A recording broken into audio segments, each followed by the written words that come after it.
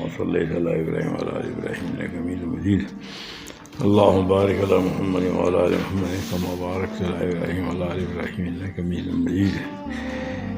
بسم الله الرحمن الرحيم. وقال النبي صلى الله عليه وسلم من يرد الله به خيرا يفقهه في الدين.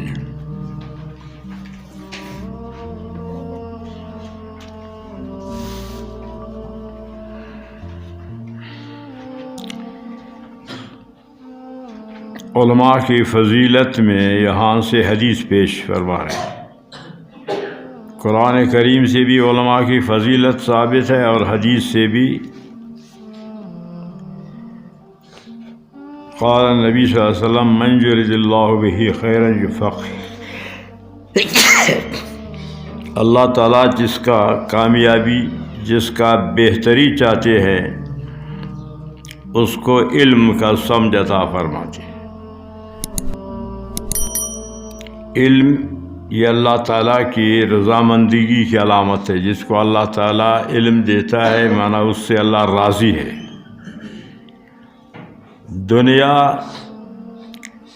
اللہ کی رضامندگی کی علامت نہیں. جس سے راضی ہو اس کو بھی دیتا ہے، جس سے راضی نہ ہو اس کو بھی دیتا ہے.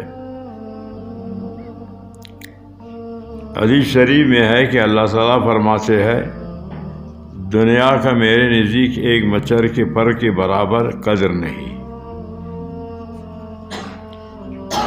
اگر دنیا کی قدر ہوتی تو مچھر کے پر کے برابر بھی کافروں کو اللہ تعالیٰ دنیا نہ دیتی. کافر دنیا سے مالا مال ہے، تو کافر مالا مال ہے تو یہ نہیں ہے کہ اللہ تعالیٰ ان کے کفر سے راضی ہے. اور علم اس کو اللہ دے گا کہ جس سے اللہ راضی ہو.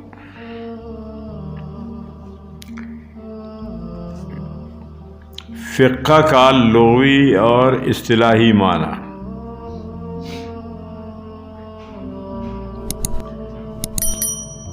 فقہ کا لغوی معنی اور فقہ کا اصطلاحی معنی. علامہ زمخشری فرماتے ہیں فقہ کا لغت میں معنی ہے کھولنے کا، چیرنے کا. الشق والفتح. فقہ بھی مسائل کو کھول دیتا ہے، واضح کر دیتا ہے. فقہ یہ حدیث کا شرح ہے، جیسے کہ حدیث قرآن کریم کا شرح ہے.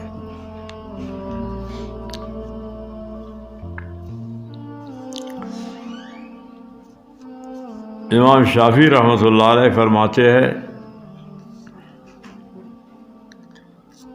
جمیع ما تقولہ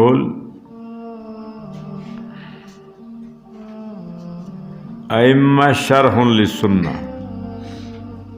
جمیع ما تقولہ السنہ شرح للقرآن. فقہ حدیث کا شرح ہے، حدیث قرآن کا شرح ہے.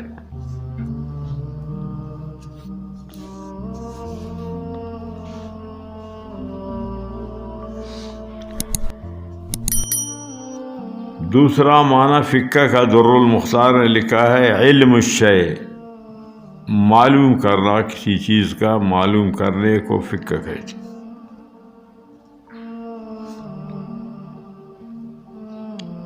تیسرا معنی فقہ کا الفہم. بحر الرائق نے لکھا ہے سمجھ. فقہ کا معنی سمجھ.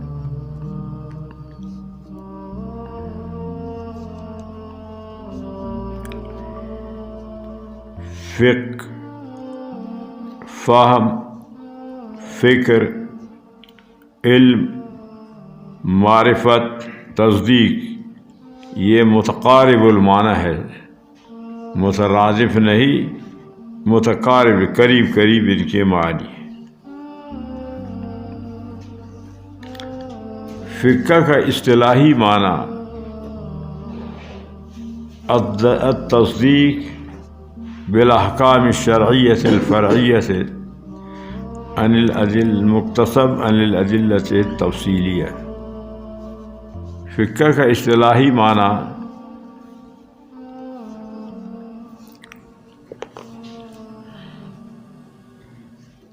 شرعی احکام کا تصدیق کرنا. التصدیق بالاحکام الشرعیہ العلم بالاحکام الشرعیہ. شرعی احکام کا معلوم کرنا، اس کو کہتے ہیں فقہ اصطلاح میں. اور یہ بھی متاخرین فقہا نے یہ معنی اصطلاحی معنی بیان کیا ہے. امام ابو حنیفہ رحمۃ اللہ علیہ فرماتے ہیں ہر وہ چیز جس کا کرنا ضروری ہے اس کا علم حاصل کرنا یہ فقہ ہے، اور وہ چیز کہ جس سے اجتناب ضروری ہے، بچنا ضروری ہے، اس کا علم حاصل کرنا یہ فقہ ہے.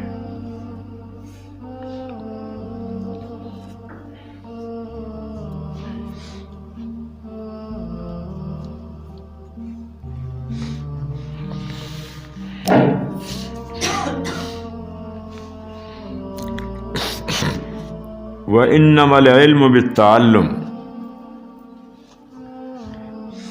انما العلم بالتعلم، انما العلم بالتعلیم. تعلیم دونوں روایات میں کلمات ذکر ہیں. علم حاصل ہوگا پڑھنے سے،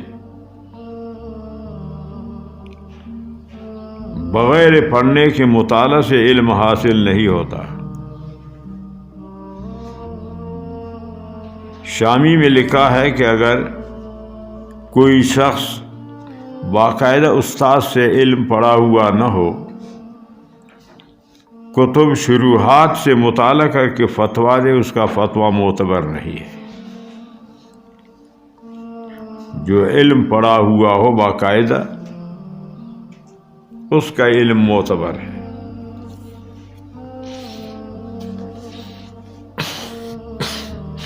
ملا قاری رحمۃ اللہ علیہ نے لکھا ہے ایک شخص جو استاد سے پڑھا ہوا نہیں تھا،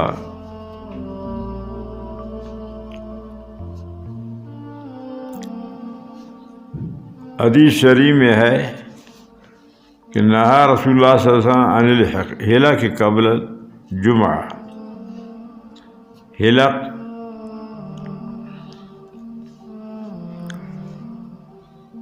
حلقہ لگا کر کے جمعے کی نماز سے پہلے بیٹھنے سے ممانعت فرمائے.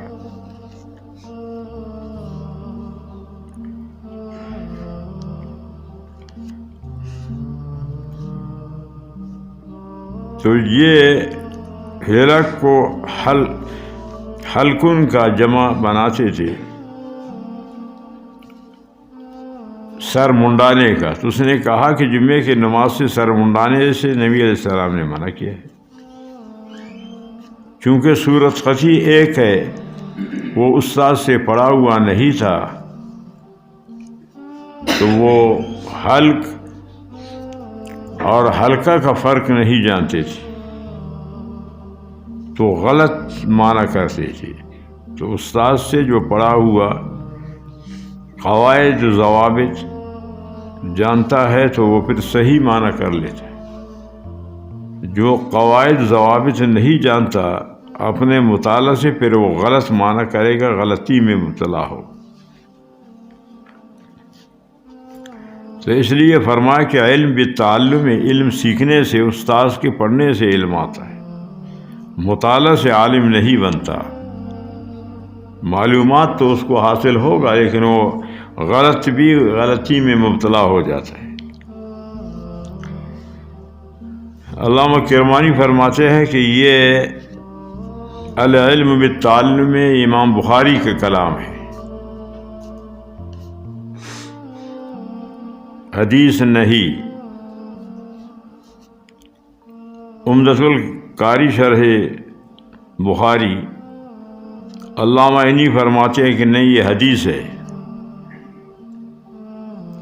انما العلم بالتعلم یہ امام بخاری کا کلام نہیں، یہ حدیث ہے۔ طبرانی نے حضرت معاویہ کا حدیث اس کو قرار دیا ہے۔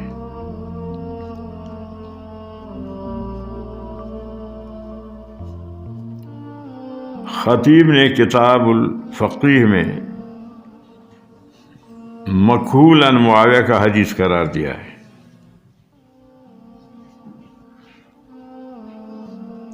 مصنف بزار نے عبداللہ بن مسعود رضی اللہ عنہ کا اس کو حدیث قرار دیا ہے کہ یہ انما العلم بالتعلم، یہ حدیث ہے، یہ امام بخاری کا کلام نہیں ہے۔ وقال ابو ذر رضی اللہ تعالی، ابو ذر غفاری فرماتے لو وضعت منا میں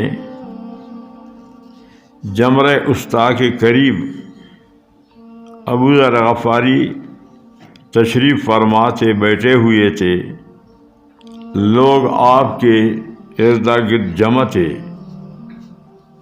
آپ سے مسئلہ پوچھتے تھے اور آپ فتویٰ دیتے تھے۔ تو ایک شخص ابو ذر غفاری سے کہا کہ آپ کو تو خلیفہ نے فتویٰ دینے سے منع کیا ہے، تو آپ کیسے فتویٰ دیتے؟ وہ مسئلہ یہ تھا کہ ابو ذر غفاری رضی اللہ تعالیٰ عنہ حضرت معاویہ کا اختلاف ہو گیا۔ اس آیات میں والذین یکنزون الذہب والفضہ، حضرت معاویہ فرماتے تھے یہ صرف اہل کتاب کے ساتھ خاص ہے، ان کے بارے میں یہ آیات نازل ہو گئی۔ ابو ذر غفاری فرماتے تھے نہیں، یہ سب کے لیے ہے، اہل کتاب اور ہمارے سب کے لیے ہے یہ آیات۔ اس اختلاف کے بنیاد پر حضرت معاویہ نے حضرت عثمان غنی سے شکایت کی، عثمان غنی نے ان کو فتویٰ دینے سے منع کیا۔ تو اس شخص نے عثمان غنی کے خلیفہ کی ممانعت یاد دلایا۔ ابو ذر غفاری رضی اللہ تعالی عنہ فرماتے ہیں کتمان علم گناہ ہے، من کتم العلم الجم بالجام النار، تو کتمان علم منع ہے، کتمان علم کی وجہ سے خلیفہ کا اس میں اطاعت نہیں کرتا۔ اگر میرے گردن پر تلوار رکھا جائے، مجھے یہ یقین ہو کہ تلوار چلانے سے پہلے میں حق کے کلمہ کہہ سکتا ہوں تو کہہ دوں گا۔ فرمایا لو وضعتم السمسامہ، اگر آپ لوگ تلوار کو رکھ کے الہادی اشار الی کفا ہو میرے گردن پر، ثم ظننت، پھر مجھے یقین ہو کہ انی انفذ کلمۃ، کہ نبی علیہ السلام سے جو بات میں نے سنی ہے اس کو میں بتا سکتا ہوں، گردن کے کٹنے سے پہلے قبل ان تجیزوا علی لانفذتها، میں ضرور اس کلمہ کو کہوں گا، میں حق کہوں گا۔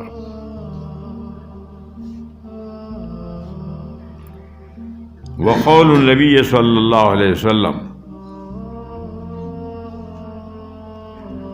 لِيُبَلِّغُ الشَّاهِدُ الْغَائِبَ، یہ بھی حدیث ہے، یہ بھی علم کی فضیلت میں ہے، تبلیغ علم کی فضیلت میں ہے۔ لِيُبَلِّغُ الشَّاهِد، جو پیغمبر کی مجلس میں فرمایا کہ حاضر ہے، وہ غائب ان لوگوں کو کہ جو یہاں موجود نہیں، یہ مسائل، یہ احکام، یہ حدیثیں ان کو پہنچائے۔ ابھی آپ یہاں سنتے ہیں، یہ پھر دوسروں تک پہنچاؤ۔ وقال ابن عباس رضی اللہ عنہ کونوا ربانیین، اللہ والے بن جاؤ، حکماء، علماء، فقہا۔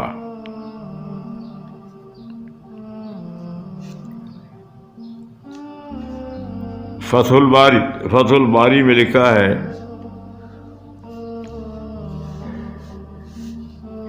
لا یکون ربانی حتی یکون عالما معلما عاملا۔ فرمایا کہ ربانی وہ عالم ہے کہ جو معلم ہو، پڑھانے والا، تعلیم دینے والا عالم، وہ ربانی ہے۔ جو معلم نہیں وہ ربانی نہیں، کیونکہ علم کا بقا تعلیم پڑھانے پر ہے۔ اگر وہ پڑھاتا نہیں ہے تو پھر وہ علم باقی نہیں رہتا۔ تو ربانی فرمائے کہ حتی یکون، لا یکون ربانی حتی یکون عالما معلما۔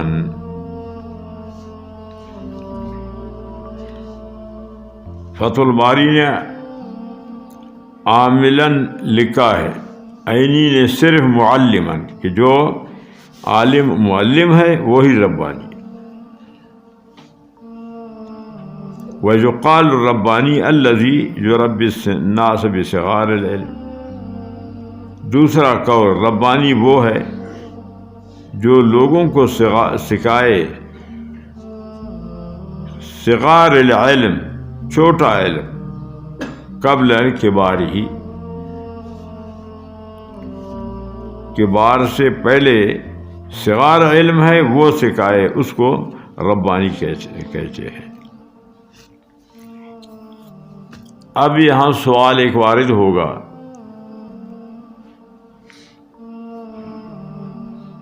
کہ اس باب میں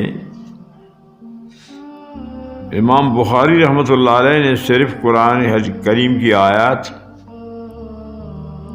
اور معلق حدیثیں ذکر کی۔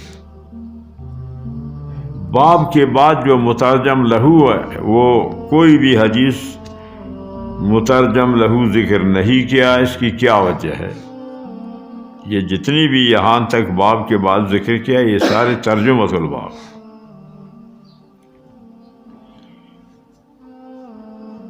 اس سوال کا ایک جواب کہ امام بخاری رحمہ اللہ بیاس چھوڑا تھا کہ بعد میں پھر اس کے لیے مترجم لہو ذکر کروں گا۔ آپ کو موقع نہیں ملا، آپ دنیا سے رحلت کیا، حدیث لکھنے کے لیے موقع نہیں ملا، اس وجہ سے مترجم لہو نہیں لکھا گیا۔ ایک جواب۔ دوسرا جواب،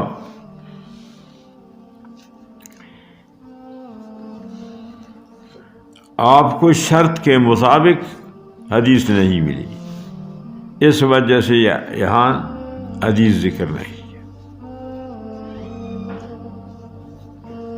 دو، نمبر 3، تیسرا جواب، یہاں جو معلق حدیثیں تعلیقاً ذکر کیا انہی پر اکتفا کیا، اس وجہ سے اور حدیث ذکر نہیں کیا۔ یہاں تک یہ باب پورا ہو گیا۔